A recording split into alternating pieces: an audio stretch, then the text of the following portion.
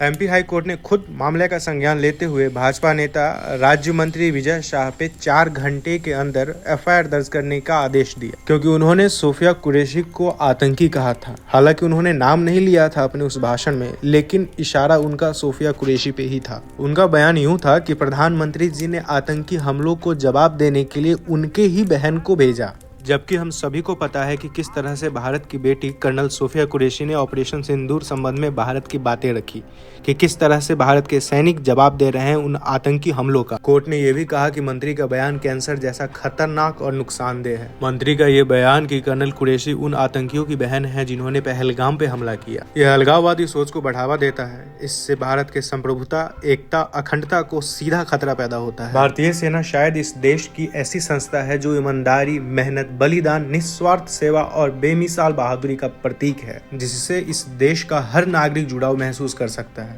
और अब उसी संस्था पर विजय शाह ने हमला किया है। कोर्ट ने एमपी के डीजीपी को आदेश दिया कि उनके खिलाफ तुरंत से तुरंत एफआईआर दर्ज किया जाए और चेतावनी देते हुए कोर्ट ने कहा कि अगर ऐसा नहीं होता है तो कंटेम्प्ट ऑफ कोर्ट के तहत डीजीपी पे एक्शन लिया जाएगा। और फिर जाके विजय शाह, जो कि भाजपा नेता, एक राज्य मंत्री है, उनके खिलाफ महू थाने में एफआईआर दर्ज किया गया। उन्होंने हमारी बेटियों के सिंदूर उजाड़े थे, वही कटे पिटे लोगों को हमने उन्हीं की बहन भेज करके उनकी ऐसी करवाई। ये थी बस डबल मिनट की बातें, और ऐसी बातें सुनने के लिए आप हमें लाइक, शेयर, सब्सक्राइब करें।